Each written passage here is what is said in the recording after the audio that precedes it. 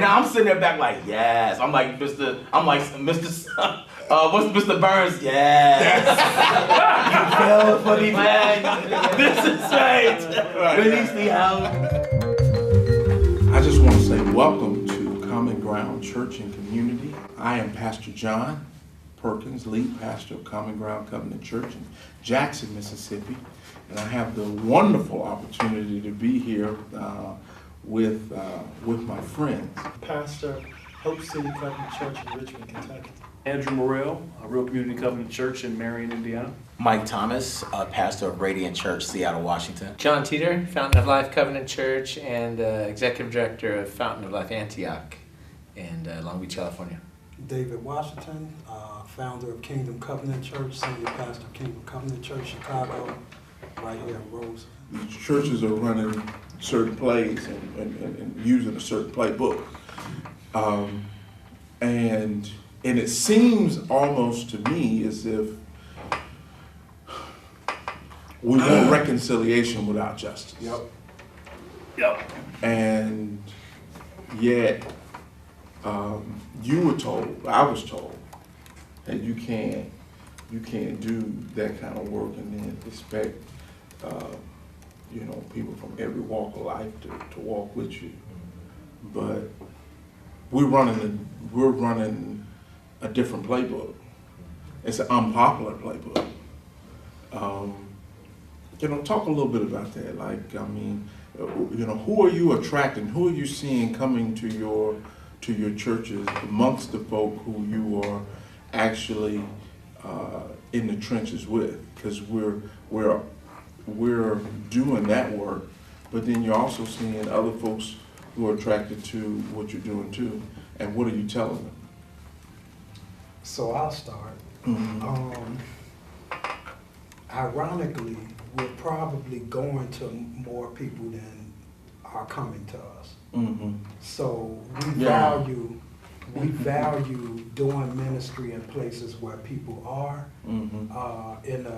in a culture and a context that values people coming to where you are. Mm-hmm. So a lot of the stuff that we do, like John was Strong. saying, paying people who can't pay you back. A lot of the we have a prison ministry that we've been doing for going on 4.5 years now.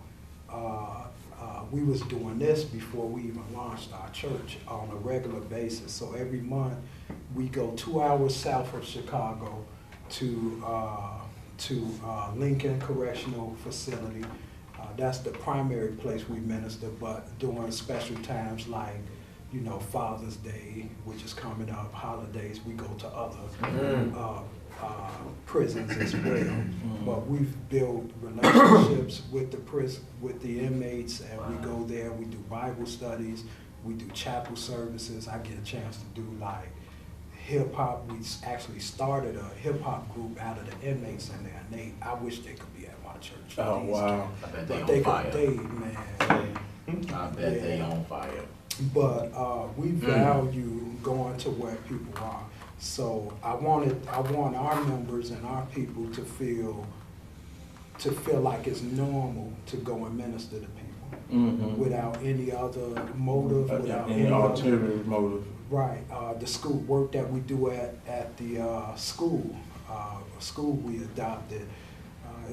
We haven't really done a lot of trying to bring people in, even though Right. at one point we just value building relationships and being there, so when they have issues or needs, they can call us and they know they have people that they. Sure.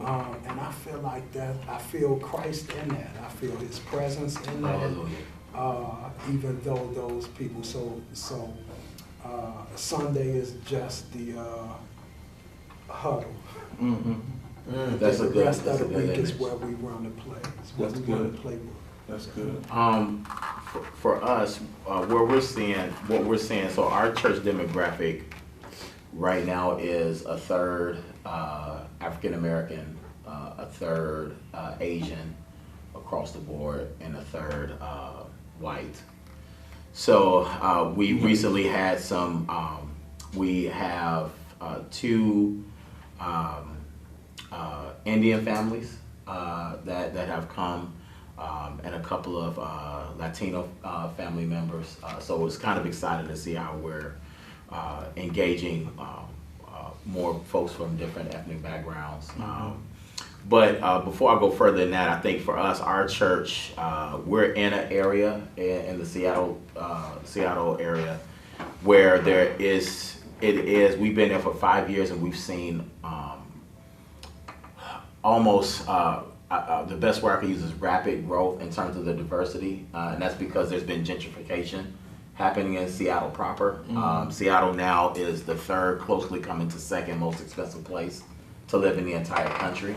So God, through great wisdom, like you said, not our planning, but just through God's sovereignty, we were ahead of the curve, where now you got to come through us, because people are moving further south to save money.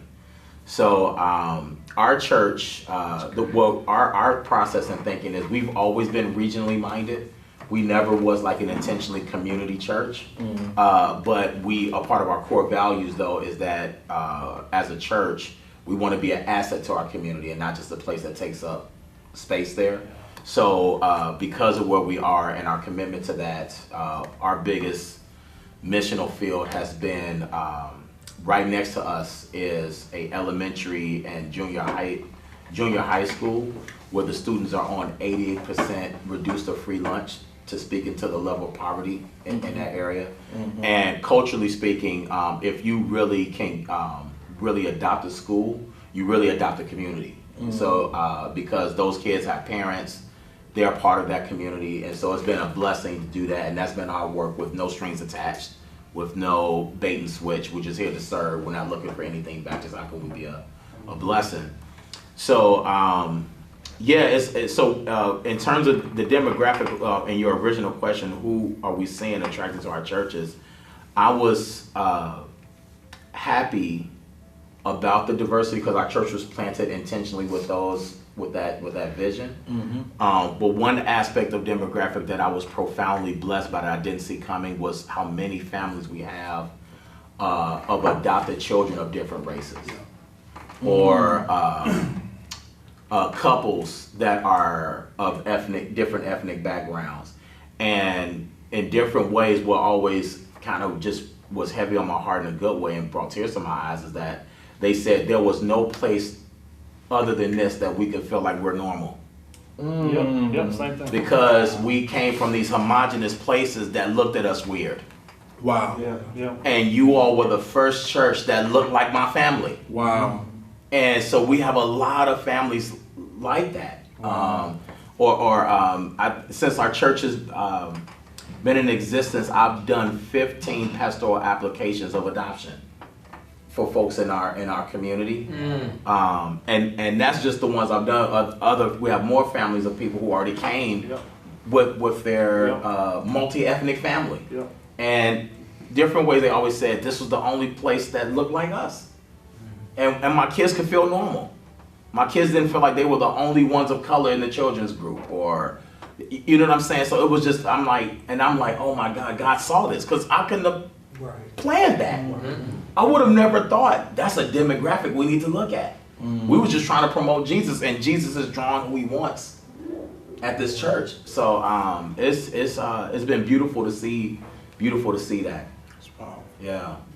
It's powerful. Well, I would say my story is kind of this God speaking to the heart, I would say. Just thinking about, I served as a director for a little while for a homeless shelter. And I would say during that time is the time that I really learned to die to self. I think that it's something about giving yourself over and over again for folks who are suffering and people who are hurting. And at the same time I was doing that, I was involved in a church in terms of ministry that was a very prestigious 97% white church that was thinking that they were doing stuff for people in the inner city. And it was in that time that I really saw the contradiction that was going on between what does it really means to lay down your life for the gospel as opposed to superficially serve people. And that kind of happened one day where it was a gentleman that I would often hang out with while there at the homeless ministry. He would come in, he was a heavy alcoholic, and but he wanted to learn to love God. He wanted to do right, but he couldn't break free of his addiction. And so often he would come to me when he was at his lowest, and he would just bury his face in my chest and just cry. And I would just hold him and just tell him how much Jesus loved him. One particular day that happened, which was on a Sunday morning, and I remember he had just cried and just wailed, and I just held him and just told him how much the Lord loved him. And so that morning, it was in the morning time, I was on my way, getting ready to drive to the church that I was going to worship at. It was this prestigious, privileged church. And when I get in my car and I'm driving, I realized that my shirt is stained with all these tears. It smells like alcohol. Smells like just terrible smell. And instantly I thought, man, I got to change my shirt before I get to church. I don't want nobody to smell this on me or think anything. Right. And I'm getting ready to go home and do that, and God speaks to me and says, don't you do it. Yeah. He said, because this smell is my smell. These tears are my tears. And this is who I died for. Wow. He said, because this is what the church is all about. Wow. And so it was in that moment that when I went to the service and lift up my hands and worship, people smell that aroma. It might have been a distaste to them, but it was sweet to the Lord because it was what he died for.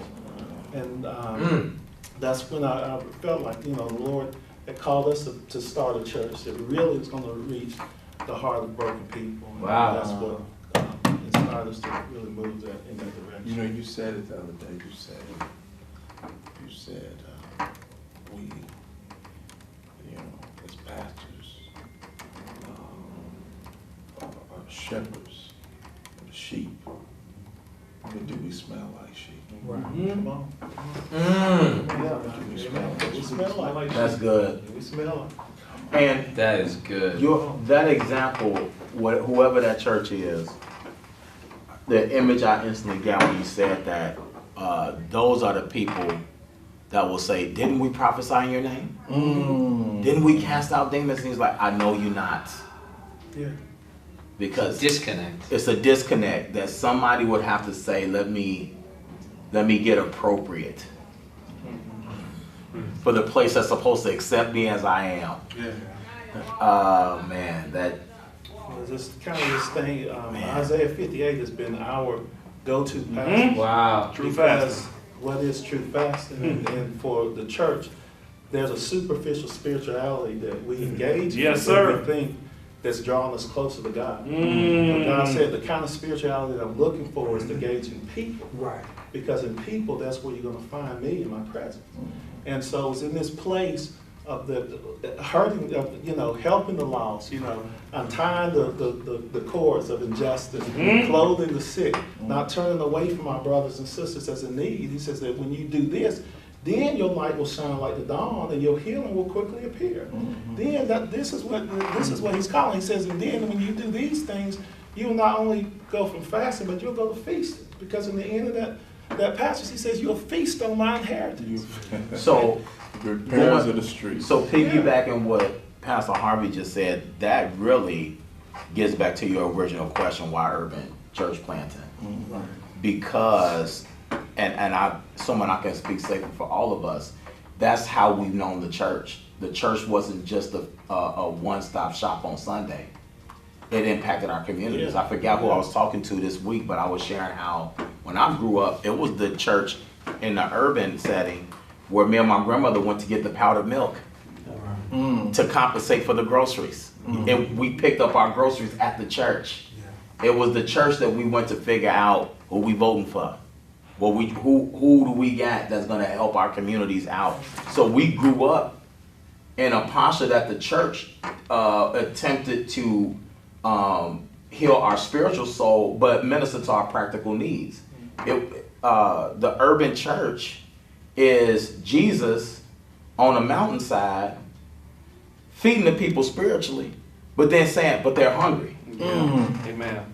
So we just give them a good conference and know that they're hungry Yeah. and not do nothing. Let's minister to the physical too. Give them their That's needs. the Jesus we know. That's the urban church. And I think Always no has slight to our suburban sisters and brothers, but they haven't had that hunger issue. Yeah. So they can major in the academia. They can major in what Bonhoeffer calls that cheap grace that says we think about, we have God in the academia, but there's no application because there's no need. And they sing songs how hungry they are, but they're not hungry. But they're not hungry. They're eating at CPK. That's right.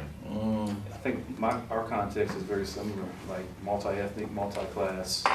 And so we have interracial couples, we have white families who have adopted black kids and realize that there is a disconnect and know that they need to be around black people in order to raise these kids because there's something that they just don't have That's right. to raise these kids. That's right. And so I just appreciate the humility Mm-hmm. and the honesty and the willingness to be able to say, Yeah. I don't know, we need help, right? That's real. Yeah, it is. That's So- one. That's go ahead. I'm Yeah, sorry. no, go ahead. No, I was resonating with what you're saying. I think one of the most powerful moments in my ministry was having a white father come ask me, hey, I need to know where to take my son for a haircut. Can you help me with that? Or the mothers reaching out to my wife or the other black mothers in the church saying, Your hair. can you help me figure out, and to see another mother doing another daughter's hair. Yes. I mean, it's and that's like more ministry It is. Profound. than anything, right? And for the pride of a parent to say, I need that help, Yeah. or to say, what do I need to do to make sure my kids know their history? Yeah. That brought tears to my eyes, like that they care that much Yeah. to make sure that when their kid is not 15, 16, 17, they're like, why didn't you teach me about my people? Yeah. It's just, yeah. And so our church is very diverse, black, white, and Hispanic in terms of, Praise God. 40, 10, and it could be 50-50, it could be, it depends on what Sunday, and then if we got college students, there's a whole other dynamic there too, right? Because we have a lot of Asian kids, and we have some Bohemian kids from another university. So like it's really beautiful on Sundays, and so there's our context: middle class, lower class, and some upper class. But so then we also work through what justice and reconciliation looks like. Let's not just talk about Yes, it. sir. Let's sit down as a Be about it. congregation. Come on. Yeah. And let's deal with it. name the things that keep us separated. That's And real. so some of the stuff that we've been working through is white supremacy. And this has been called out by our white members, who are saying this is something that has to be called out, white supremacy. The idea of whiteness and the privilege that comes along with it. And so we preach through this stuff, and we openly talk about this stuff. I talk about it from the pulpit, and there have been people who have left because they just, people don't want to accept truth, don't want to work through it, and it really saddens my heart. It really breaks my heart because there's healing in this if we would work through this together. And so, when you leave the table, whenever you leave the table, you're actually withholding your own healing. When you leave the table. That's right. Sure. But know also, if you speak in truth, the truth is still working even though they left. Yeah. That's right. Thank you for saying that. And that's why it's so important to not be afraid to Yeah. speak truth. Yeah. Because it's just a seed. Yeah. It's a seed. And we don't know, it's not up to us to know the timing of the effect of that seed. Right. Yeah. Right. So we just have to be faithful and giving it.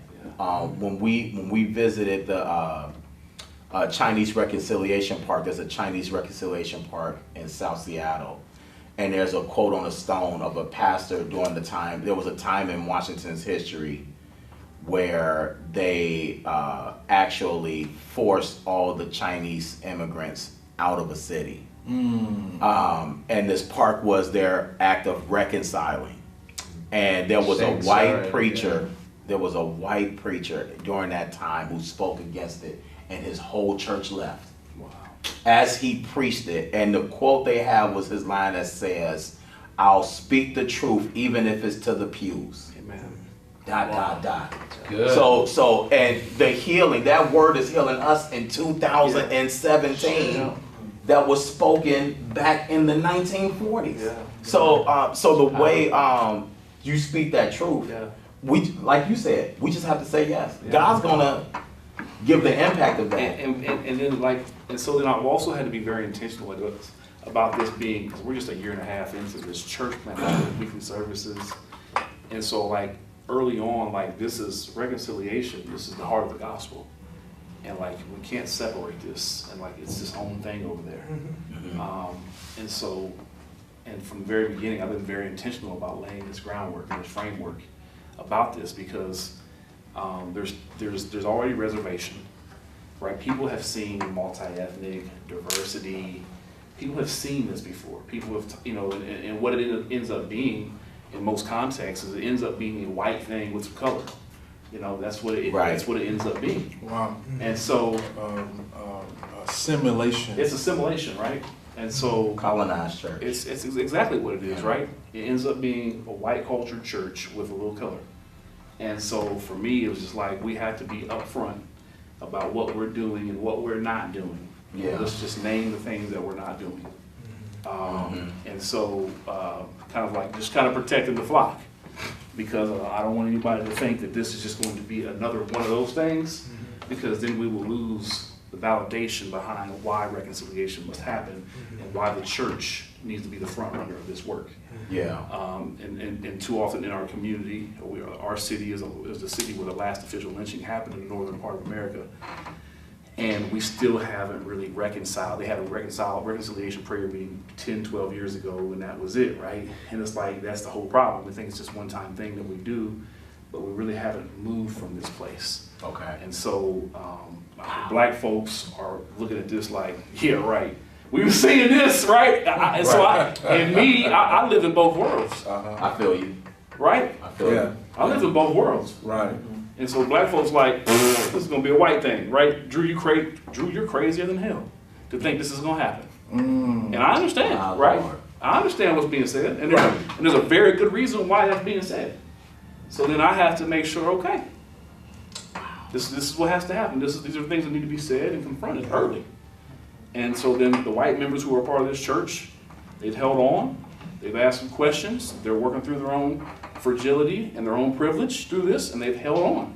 They've grabbed a hold of this and said, you know what, this is right, and we gotta work through this.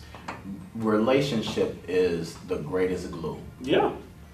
I say that as I preface what I'm saying is about this. I don't think this is a universal rule. All I can speak to is our context. It took us the mentality of it being a marathon and not a sprint Yep. to get to where we are now. Yep. And the reason why I say that is because when I have a relationship with you, it makes it easier for me to stick when you take me through hard stuff. Right.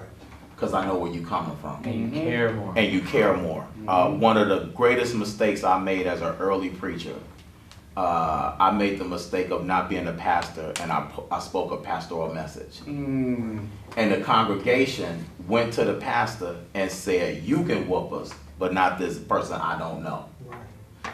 You can say the right thing, but if it's in the wrong time. Yeah. So we had to risk. We had to risk looking like the Uncle Tom Church Yep.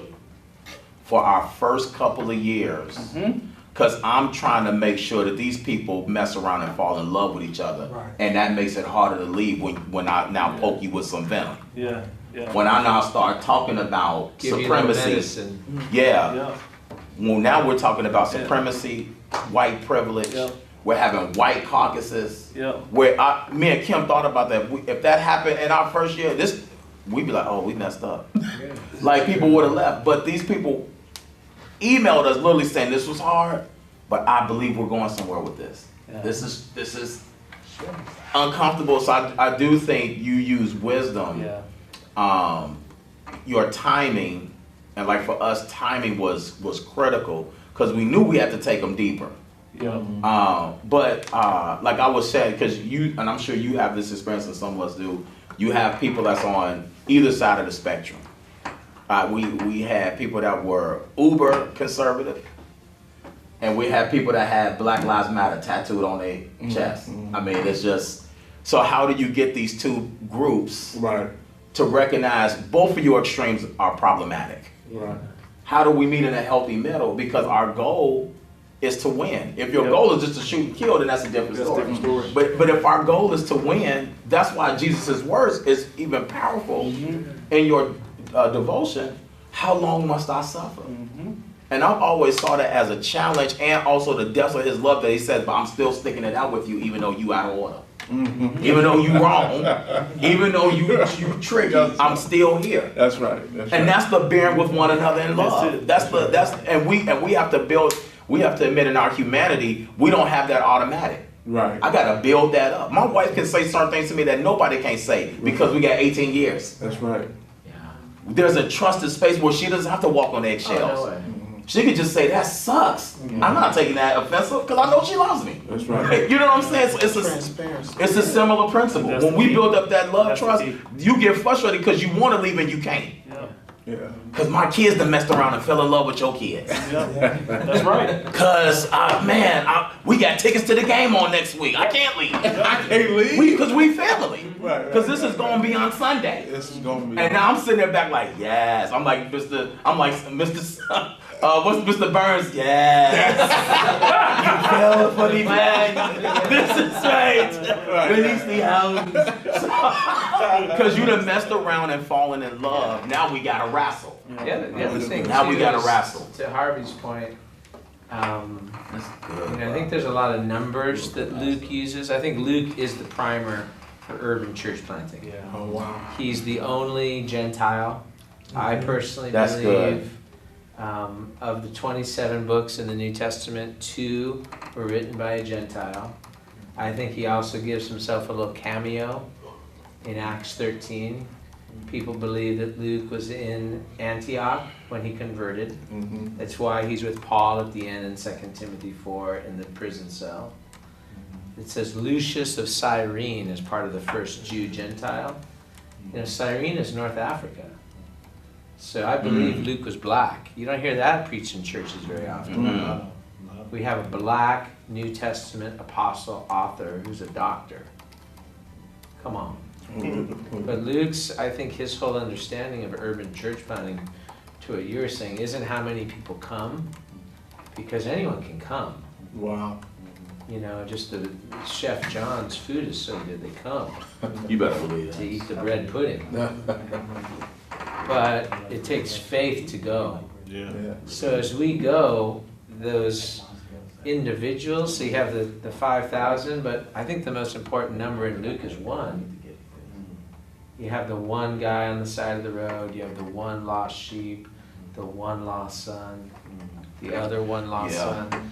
And when they experience crying in the heart of God, we're the ones that smell like alcohol. We're the ones that, our tears are on his chest. And when we That's experience killer. that love, then Yes, you sir. have a church of ones. Yes, sir. Now you're not dealing with fighters. Yes, sir. Because I think that's the biggest problem with the Yeah. multi-ethnic church. People can look like family, but they're really They- fighters. They're fighters, yeah. In their DNA, they're mad. Yeah. And they're not coming to reconcile. Yeah. So I think Right. we have to figure out a way to protect the family from the fighters Yes. and give the fighters more chest time with God. Yeah.